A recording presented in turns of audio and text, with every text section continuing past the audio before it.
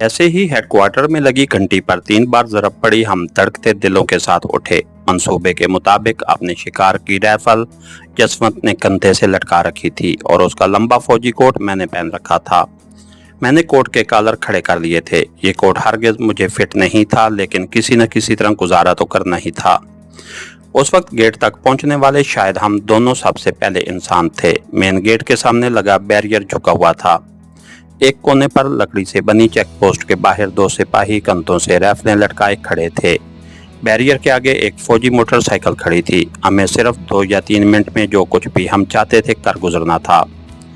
उसके बाद हमारे लिए कोई चांस बाकी नहीं था, क्योंकि किसी लम्हे गेट पर नए पहरेदारों की आमद मुतवक्के थी। मैं आगे था और जसवंत मेरे पीछे।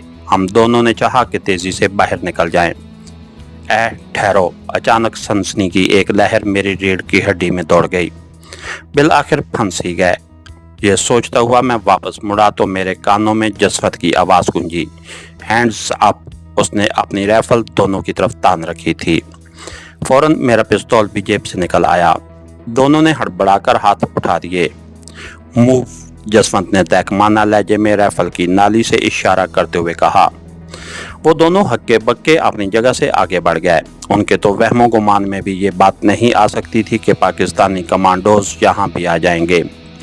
दूसरी तरफ घूमो! जसवंत का अगला हुक्म सुनते ही उन्होंने अपने मुंह हाथ ऊपर किए हुए उस लकड़ी की बनी हुई पोस्ट की तरफ कर लिए। हमने उन्हें एक लम्हे की मोहलत भी नहीं दी थी। जसवंत ने अपनी राइफल और मैंने पिस्तौल का दस्ता आजमाया। एक ही जरब से वो तनावर दरख्तों की तरह कटकर जमीन पर आ रहे। हम दोनों तेजी से मोटरसाइकिल की तरफ लपके और मोटरसाइकिल को भगाना शुरू कर दिया। चंद गज भगाने के बाद ही हम उसे स्टार्ट करने में कामयाब हो गए। मैं छलांग लगाकर जसवंत के पीछे बैठ गया। राइफल अभी तक उसके कंधे से लटक रही थी, लेकिन हमारे लिए फिलहाल कारआमद नहीं थी। मैंने अपना पिस्तौल अलबत्ता फायरिंग पोजीशन में जरूर कर लिया था। अभी बमुश्किल जसवंत ने पहला ही गियर बदला था कि सामने से 2 फौजी आते दिखाई दिए। ये लोग गालबन पुराने पहरेदारों की जगह लेने आए थे। उसके साथ ही हमारे पीछे गोली चलने की आवाज़ आई। चेक पोस्ट पर पहुंचने वालों ने बेहोश पहरेदारों को देखते ही हम पर गोली चला दी थी। उससे पहले कि सामने से आने वाले लोग सूरत हाल समझ पाए, जसवंत ने मोटरसाइकिल का रुख उनकी तरफ मोड़ दिया और जब तक वो संभल कर दोबारा फायरिंग की पोजीशन में आते, हम उनकी दस्तरस से दूर जा चुके थे। हमारे पीछे अंधाधुंध फायरिंग हो रही थी, लेकिन जसवंत तमाम हालात से लापरवाह इंतहाई खतरनाक ड्राइविंग का मुजाहरा करते हुए मोटरसाइकिल को भगाए लिए जा रहा था। उस वक्त हम दोनों वाकई किसी अंग्रेजी फिल्म के किरदार दिखाई दे रहे थे। जब हम पक्की सड़क से उतरकर एक कच्चे रास्ते पर मुड़े, जो ऐसी नाजुक सूरत हाल के पेश नज़र हमने पहले ही मुंतखब कर रखा था, तो मिलिट्री जीप पर लगे सायरन की मखसूस आवाज़ हमें दूर से आती सुनाई देने लगी थी। ये कच्चा रास्ता नहर पर जाता था और किसी के गुमान में ये बात नहीं आ सकती थी कि हम नहर में डूबने के लिए चले आएंगे। इसलिए किसी के इस तरफ आने के अमकानात कम ही दिखाई देते थे। मोटरसाइकिल पर जसवंत को मुकम्मल कंट्रोल हासिल था। उसने रफ्तार अब खासी कम कर दी थी और हम खेतों के बीचों बीच चले जा रहे थे। कीचड़ में मोटरसाइकिल चलाना कोई खालिजी का खेल नहीं था, लेकिन जसवंत की महारत हर जगह काम आई और हम नहर के किनारे तक जा पहुंचे। यहाँ मोटरसाइकिल खड़ी करके मुझसे कोई बात किए बगैर बंदरों की तरह फुर्ती का मुजाहरा करते हुए एक दरख्त पर जा चढ़ा। गालबन उसने भी ताकुब में आने वाली जीप की आवाज़ सुन ली थी। हम सड़क से करीबन 2-2.5 फरलांग दूर थे। करीबन 2 मिनट के बाद ही वो नीचे उतरा और शिद्दत जज्बात से बेकाबू होकर मुझसे लपट गया। ये बला तो टली, उसने बेसख्ता कहा। मैंने भी खुदा का शुक्र अदा किया। हमें इल्म था कि सिर्फ चंद मिनट की मोहलत मिली थी, क्योंकि ये जीप जो हमारे पीछे आई थी वो तो हंगामी तौर पर तैयार शुदा जीप थी, जो अचानक पेश आने वाली सूरत हाल से निपटने के लिए स्टैंड बाई रहती थी। उसके पीछे यकीनन और लोग भी आएंगे, जो इस इलाके में फौरन बिखर कर हमें ढूंढना शुरू कर देंगे। हम मोटरसाइकिल धकेलते हुए नहर के किनारे तक ले आए, फिर भारतीय फौज की मनहूस वर्दी से निजात हासिल की, जिसके नीचे हमने अपने प्राइवेट कपड़े पहन रखे थे। जसवंत के कपड़ों में नायलून का एक थैला बरामद हुआ। हमने बड़ी फुर्ती से चोरी करदा कागजात और अपने कपड़े जूतियों समेत उसमें ठूंस दिए। थैले का मुंह नायलॉन की एक बारीक डोरी से कसकर बांध दिया और उस डोरी की मदद से मैंने ये थैला अपनी पीठ पर बांध लिया। भारतीय फौजी वर्दियां एक गठरी की सूरत में मोटरसाइकिल से बांधी और उन्हें मोटरसाइकिल समेत नहर में गर्क कर दिया। मोटरसाइकिल के गिरने से छनाके की एक आवाज़ गूंजी और फिर खामोशी छा गई। उसके बाद हम दोनों भी नहर में कूद गए और पानी के साथ बहते दूसरे किनारे पर बहुत दूर निकल गए। करीबन 20-25 मिनट के बाद जब हम दूसरे किनारे पर बाहर निकले तो मुहावरतन ही नहीं हकीकतन हमारी कुल्फी जम चुकी थी। गीले ज़ेरे जामों से निजात हासिल की और थैले में से कपड़े निकालकर पहन लिए। अपने जिस्म को गर्म करने के लिए हम दोनों ने करीबन 5 मिनट तक उल्टी सीधी वर्जिशें की। इस इलाके के लिए हम बिल्कुल अजनबी थे और अपनी तरबियत के मुताबिक अब हमें अलग अलग सिमतों में सफ़र करना चाहिए था।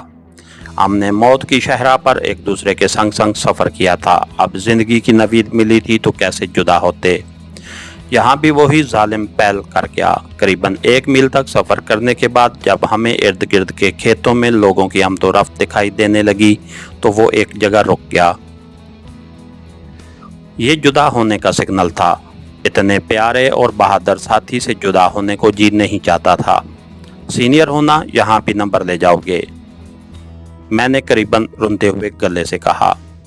जिस्मत खामोश रहा, शायद अपनी जज्बाती कैफियत पर काबू पाने की कोशिश कर रहा था। फिर बेख्तियार आगे बढ़कर वो मुझसे लपट गया। उसकी आंखों में आंसुओं के मोती झलमला रहे थे। अलग होते हुए मेरे दोनों कंधे उसने थपथपाए और खुदा हाफिज कहकर मुंह दूसरी तरफ मोड़ लिया। हम दोनों मुखालिफ समतों में चल दिए। काफ़ी देर बाद जब मैंने पलट कर देखा तो मेरा दोस्त खेतों के वसी सिलसिले में गायब हो चुका था। बड़े बोझल दिल से मैं उससे अलग हुआ था, लेकिन जल्द ही नॉर्मल हो गया। सूरज निकल रहा था और लोगों की आमदोरफ्त भी शुरू हो चुकी थी। मैं मुख्तलिफ खेतों की पगडंडियाँ फलांगता अनदेखी मंजिल की तरफ गामजन था। सूरत हाल की संगीनी के पेश नज़र मैंने किसी से भी सड़क का रास्ता दरियाफ्त न किया और तन बे तकदीर चलता रहा। करीबन 2.5 घंटे तक टामक टोइयाँ मारने के बाद मुझे सड़क की सूरत दिखाई दी। इस दौरान न जाने कितने देहात, मंदिर, गुरुद्वारे और लोग मुझे मिले थे, लेकिन मैं उन सब से कन्नी कतरा कर गुजर गया था। सारी रात जिस आसाब शिकन माहौल में कटी थी और जिस सूरत हाल से मैं 2-4 होकर यहाँ तक पहुँचा था, उन हालात में मेरी ज़हनी और जिस्मानी तंदुरुस्ती का बरकरार रहना किसी मोजज़े से कम नहीं था। सड़क पर पहुंचकर मैंने कोई खतरा मोल नहीं लिया था। यहाँ संग मील दिखाई नहीं दे रहा था, जिससे अंदाज़ा हो सकता कि ये सड़क कहाँ से आती है और किस तरफ जा रही है। मैंने सड़क के किनारे किनारे चलना शुरू कर दिया। थोड़ी दूर जाकर एक किनारे पर लगा बोर्ड दिखाई दिया जिस पर उंगली के इशारे से एक रास्ते की निशानदेही की गई थी और उस गांव का नाम लिखा था। उससे कुछ आगे बाईं तरफ भी एक ऐसा ही बोर्ड नजर आया। कुछ और आगे पहुंचा तो गौहर मकसूद भी हाथ आ गया। गौहर मकसूद हाथ आ गया। ये लुधियाना की एक झैली सड़क थी जो आगे जाकर जीटी रोड से मिल जाती थी। एक जगह सड़क के किनारे बना हुआ एक लोहे का शेड सा था, जिसका मतलब था कि ये बस स्टॉप है। करीबन 15-20 मिनट के जानलेवा इंतजार के बाद एक छकड़ा सा दूर से आता दिखाई दिया। करीब आने पर मालूम हुआ कि ये बस है। मैंने खुदा का शुक्र अदा किया और उस बसनुमा छकड़े में सवार हो गया, जिसमें पहले ही से नज़दीकी देहात के लोग भेड़ बकरियों की तरह ठुसे हुए थे। मेरे सवार होने पर हस्बे रवायत पहले से फंसे लोगों ने 2-4 गालियां बस वालों को निकाली, 2-4 कलमात खैर मेरे हक में कहे और बस चल दी। आधे घंटे बाद करीबन पसलियों को शिकंजे से निकालने के बाद मुझे खुली हवा में सांस लेने की तौफीक नसीब हुई। ये एक कस्बाती बस स्टैंड था जहाँ से बसें मोगा वगैरह के लिए जाती थीं। सामने मोगा की बस तैयार थी। जहाँ बस तैयार थी मैं उसमें सवार होकर मोगा की तरफ चल दिया। दोपहर के करीब मोगा पहुंचा, एक होटल में डटकर खाना खाया और वहीं एक मकामी सिनेमा में जा घुसा। सरे शाम जब मुझे जिस्मत के महफूज हाथों तक पहुंचने का सिग्नल मौसूल हुआ तो बेख्तियार मेरा दिल तशक्कुर के जज्बात से भर आया। अल्लाह ताला के खसूसी रहम करम से ही ये मुहिम सर हुई थी। मुसरत भरे दिल के साथ मैं यहाँ से आज़म लुधियाना हुआ और सूरज ढलते ही वहाँ जा पहुँचा। इसके साथ ही हमारी आज की एपिसोड का इख्तिताम हुआ। कहानीकार को लाइक कीजिए, सब्सक्राइब कीजिए और बेल आइकन को प्रेस कर दीजिए ताकि इस चैनल पर आने वाली हर नई वीडियो आप तक बर वक्त पहुंच सके। शुक्रिया।